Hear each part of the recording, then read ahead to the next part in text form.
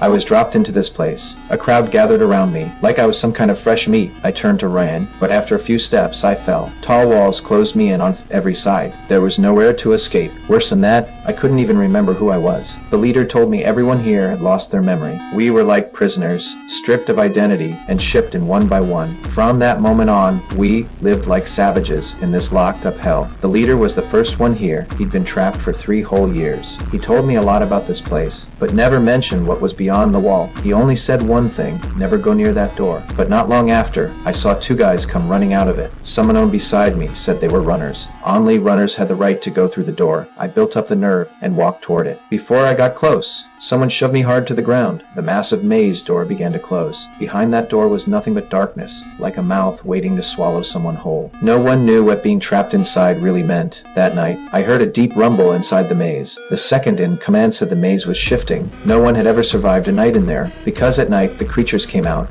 Anyon, who had seen one, ended up dead. The next morning, the leader took me to the wall. Names were carved into it. Some of them crossed out. Those were the ones who didn't make it. I carved my name into the wall too. I walked into the forest. Suddenly, someone appeared in front of me. It was the missing runner, but his eyes were black, his face ghostly pale. He lunged at me like a rabid dog. His hands locked tight around my throat. I fought back with everything I had and finally brought him down. I staggered back to camp, and everyone rushed over to pin him down. They pulled up his shirt. There was a deep, terrifying wound in his stomach. Anyon, touched by a creature, lost control. They dragged him to the maze door. I pushed him inside while everyone watched. He begged for help. No one moved. No one wanted to live with a monster. On the 3rd day, the leader went into the maze himself. By sunset, he still hadn't returned. I asked if we should go after them. No one answered. They just said, "The door's closing. They're not coming back." But then I saw them. They were alive. The leader was hurt, unconscious. His friend was dragging him toward the door, but no one dared to help. Everyone just stood there, shouting in panic. And in that moment, I ran inside. And that's my story from The Maze Runner. If you're interested, go check out the full movie yourself. Thanks for watching, and I'll see you in the next one.